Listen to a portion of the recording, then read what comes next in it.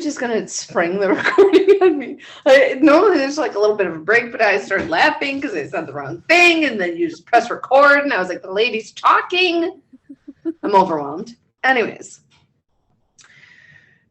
I've noticed a lot lately that like I'm like this constantly. Yeah. Like I'm trying to like bring my posture's terrible. Like this. My neck will tell you. This feels so my neck is a dead giveaway. My friend Tussie has this contraption she wears on her back that forces her to have like that posture. No, but it's like a Amazon thing. It's not from the doctor, but it's like I don't know if it's from bolts with like things. She doesn't have the halo. Like in Girls when Regina George gets hit by a bus and like has to wear that fucking thing. Can't stay with us. Yeah. No, she doesn't have a halo. I think it's from Amazon. I have no idea if it is, but it's this thing that like you wear around your arms and then it presses in your back. And I'm assuming it makes you do this, but like, bitch, I feel like I'm like this constantly. And I try to like sitting up like adjust. This, it relieves pressure on my neck. Then my neck hurts anyways, so. Like right now I feel so appropriate, but I also feel like I look like a giraffe. Anyways, I just noticed that it was so, oh my God, my shoulders are so tense. Anyways, so episode, do you know what number this is? 77? 75. Okay. So off. Episode 312? It literally have 75 too. I do. Could you just see client names? No. Ooh, okay. Ooh. I have 75 in there of social media is a filter. Yes. When we first started, before Steph pressed record haphazardly, my dyslexic self kicked in and said social media is not a filter. And Steph was like, no, it is, record. No, it's a huge filter. Huge filter. So, welcome to episode 75. Steph messaged me about this, and this is just something that has come up with family members, with friends, with whatever. We talked about this, of social media being this one big giant filter. Mm-hmm. And I think that we love having these conversations that might feel, I don't know if obvious is the word, but out there. Like these are conversations that other people have, that people have in everyday life, but calling attention to this and having a podcast and something that is set that you can come back to, I think is so important because this is a reminder that we all need of that what is put out on the internet is chosen and filtered and cultivated for exactly the response that we're looking for versus being able to, like, even the ones that are unfiltered or this is me, this is raw. Some of those things are still very much filtered in the sense of I have my judgment on of what I am willing to share and what I'm not willing to share. And then I'm uploading that to social media. Mm-hmm. Here's the thing. I am a genuine person online with what I share on social media. Does that mean that my followers know exactly who I am as a person? No. You know what I share with you and what I feel comfortable with people knowing. That doesn't mean that I'm being fake. That doesn't mean that I'm hiding things. It means that I'm protecting my own peace and keeping things to myself because that's appropriate. Mm-hmm. Right? I think there's two ways that we can go about this episode, right? That aspect of that. Even if I am attempting to show up and be vulnerable, be genuine, it doesn't mean that you have full access to my life or everything that's going on in my life, nor do you know every facet, because I'm not going to share that all with you because I am protecting my peace. There are some things that I'm restricting because it's important to me and my family, versus the other way that we could go in the sense of I had this week and so many things went on in the week, but I'm going to show you this picture from Saturday that was the epitome of the day. And then you'll just think that this is what my life is cultivated like, of just going out on these adventures or these out to eats or these brunches or these festivals or these whatever I choose to post, that's what you're going to think that my life is about. Does that make sense? Yes. Let's start with the first, because I think the first is easier to tackle versus the latter. Not easier, but in the sense of just easier to deconstruct. Sure. So the first of looking at our friends, family, acquaintances, whatever, this circle of whoever you follow on Instagram or whatever is in your feed, of being able to understand that what is being fed to you and what is being posted isn't necessarily, I would say, times out of 10, to be completely honest, what is going on in that person's life.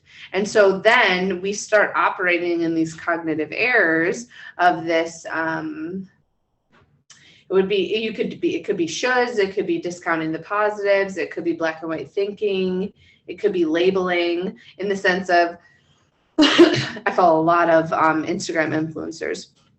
I love following them because they post, most of the people that I follow post a lot of Amazon clothes or a lot of Amazon finds, but they also have obviously these other things where they post their family or things that they do or whatever.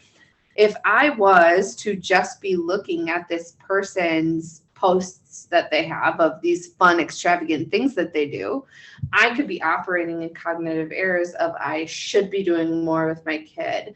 I am a bad mom because I'm not doing XYZ. We never do anything fun like that. It could be all these cognitive errors. If left unchecked, then I'm just operating in the sense of all of these people are doing all of these fun things, heartfelt, meaningful things that I'm not doing with my family. Mm-hmm. Does that make sense? Mm-hmm. And so if it goes unchecked or written down and challenged, unthought about, then we're living this life of constantly comparing ourselves to what people are posting on social media versus the actual truth of okay, so I posted this picture from Disneyland in front of the Disney castle, but you don't see the fucking 14 outtakes that it took to get to this point, or the fact that my kids spilled their ice cream on their shoe, or the fact that, I got blisters on my feet, or the fact that we missed this ride, or blah, blah, blah, blah, blah, blah, blah. There's so many other backstories, but the point is that you're only seeing this one cultivated moment, curated moment that they decided to post on social media, and you're comparing your life against that. What is that doing for you? How is that effective? Yeah, of course. How is that effective?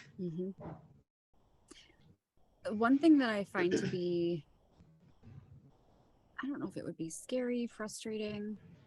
Here's the thing, you guys. Anybody could post anything on social media and it could be bullshit, but people could believe it. Do you know what I'm saying?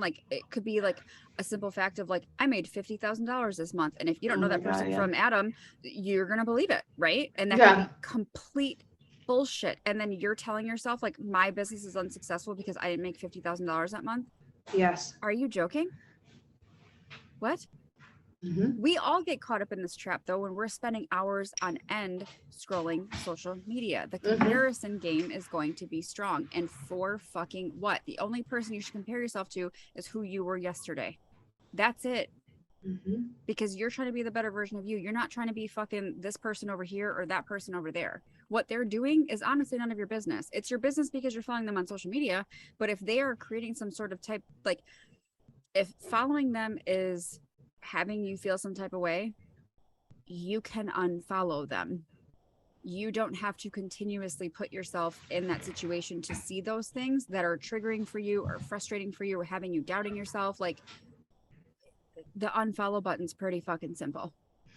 I think a lot of people potentially struggle with the fact of, if I unfollow, they come to this cognitive error of well, I'm losing, or I'm weak, or I'm this, or I'm that, when in the sense of for example, relationships, right? Of if people choose to unfollow the other person or block the other person, there was something going around that was don't block that person, don't give them the satisfaction that I forget what it was, don't give them the satisfaction that they won, in the sense of, not won, but but that they won in the sense of that they affected you that much that you had to block them. Here's the thing. As much as you could spin it in that sense of being don't blah, blah, blah, blah, blah, you can also spin it in the sense of protecting your peace. I choose who has access to my life. Mhm. This is a boundary that I am setting. You do not deserve access to my life. You don't get to see what this glow up looks like. You don't get to see what me putting myself back together looks like. You don't get to see what me taking control or taking charge of my life looks like, because you did nothing to help that. Mhm. So me blocking you, me removing access is not me being like, oh, I'm so blah, blah, blah. It's me saying, I'm protecting my peace. You don't deserve access to me. Mhm. It's setting a boundary. Period. Mhm. Social media can be a really great place, right? Sure. When it's used appropriately. But I also think it's a very dangerous place. I was listening to a podcast the other day, and it's a podcast about cults. And so in the beginning of this podcast, they ask each other, like, what was the cultiest thing you've heard this week or whatever? And one of the girls said she heard of these three families of these three teenage girls who within 3 months of signing up for Instagram, they had developed an eating disorder and had tried to kill themselves. What are we doing? Why are there so many threes also? Like, that's alarming. I don't know. But also, what are we doing? What are we doing? That's what's upsetting to me in the sense of social media. Again, like we said, the internet can be a wonderful place. I don't want to have to help Soph get out the Britannica, fucking E Right. through whatever H, or but I Yep. don't even know the fucking number. But in the sense of getting the Britannicas out, like how I had to, I don't want to do that. But I also do not want her to have access to this thought process of, because this person looks like this, then you need to look like this. Because this person has this, you need to have this.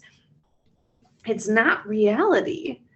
And you comparing yourself to somebody else is also just this comparison game, and operates in these cognitive errors of fucking labeling or blaming or feelings or shoulds, or, I should be doing more as a mother because Susan's taking her kids out to the zoo. I should be doing more as a wife because XYZ has a date night, blah, blah, blah, blah, blah. You applying somebody else's situation to your life makes absolute no sense. Mhm. That's like me taking a size fucking Shaquille O'Neal shoe and putting it on my foot and being like, what the fuck? Mhm. Why can't I work in this shoe? Mhm. It doesn't apply. It's not applicable. It doesn't make sense to me. And I understand this is a very generalized assumption, or a very lighthearted comparison. But the same thing goes. Like, I have one kid, I can't compare myself to somebody who has 3 kids. Somebody who has 3 kids can't compare themselves to what I do with my one Or somebody kid. who has no kids. Exactly. My savings account is here. They're traveling here and there. Okay, but like, also, what other life extenuating circumstances do you have going on that you are not taking into account, that you're sitting here comparing yourself to, Katie down the block for what? Well, and here's the other thing. So I'm a 38-year-old woman, and I can be influenced on Instagram to buy something, right? Mm-hmm. Bitch, there are times in the month that I'm like, I need to get lip fillers. I need to get a tummy tuck. I need to do, right? I'm not doing any of those things, by the way. Maybe I'll get my lips done someday, but otherwise I'm not getting a tummy tuck. I'm not having plastic surgery. I'm not doing any of that, because I do genuinely love who I am as a person. I do. And my body has been through a lot. So I'm not going to do things to change. I'm not shaming anybody who does by any means, Right. but seeing all these people who again are curated quote unquote perfection. I'm like, well, is that the new standard? Is that what we're supposed to look like now? No. And then I have to be like, bitch, knock it off. But that's what's scary too, is it doesn't matter my age. I'm just saying, I'm a 38-year-old woman who can be influenced. But when you have these young people who don't have a sense of self and who are drowning in social media and looking at all these filtered pictures or edited pictures or whatever, that's damaging. And it's really fucking scary. It's absolutely damaging. And let me let you know a little secret about wanting lip fillers, Stephanie. I got sunburn over the weekend. And when I tell you, my lips were swollen. Stephanie, I was out on the river. I was out on the lake Thursday. Just had a lake day. Friday we went tubing. Ugh. Saturday we went to Noah's Ark. When I tell you I woke up Sunday and my shit was like, it was the most painful experience I've ever fucking had. I literally am so embarrassed as a 35-year-old woman in the sense of that, to me, this is a life goal. This is a value for me. If you are over the age of 18, there's no reason for chapped lips. If you have chapped lips, what the fuck are you doing in your life? Why do you not have chapstick around you? Why aren't you drinking water also? What? But like hydrate them lips. What is going on? Chapstick is so... Here's the thing. It's not a problem. If we have just chapstick everywhere, that's okay. It's okay because chapped lips past the age of 18 is an issue. And I'll die on that hill. What is going on? That you have these rough, jagged ass, like don't come at me with sandpaper lips. Scratchy ass sandpaper, old Victorian door lips. Don't come near me. What is wrong with you? And that was me. Oh, inflated, like, oh, I was like, Jeff, and he was like, I can't take you seriously right now. And I was like, help me. It was such a problem. So first and foremost, nobody needs to lip. Because if it feels like that, we're not doing it. I am not okay for takeoff. Do not send me. But in the sense of then we're just, I love the TED Talk by Sean Achor. I don't know how to say his last name, but it's Achor, Sean Shawn. The Happiness Advantage. Find it on YouTube. He talks about how the way that you view the world and the lens in which you view the world determines your happiness. He can know 90% of your outside external factors and not be able to determine your happiness, right? So if you're looking at this aspect that what we're talking about of placing our happiness on the outside, I'll be happy when I get lip fillers. I'll be happy when I lose this amount of weight. I'll be happy when I fit in here. I'll be happy.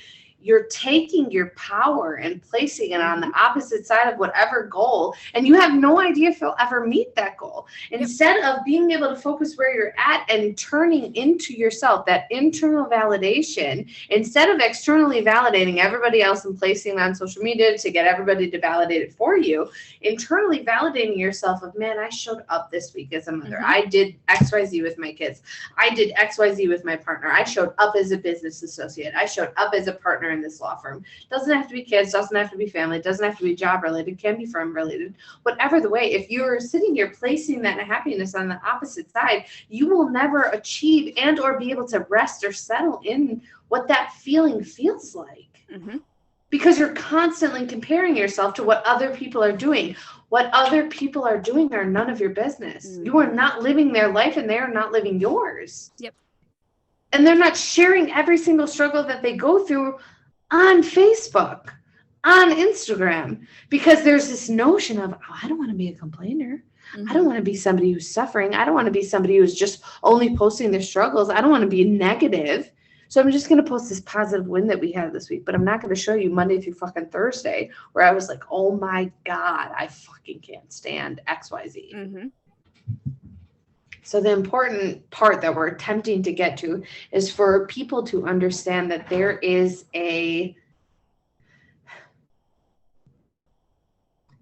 people are sharing what they want to share on social media. And I understand this is a message that has been talked about and received many, many, many, many times.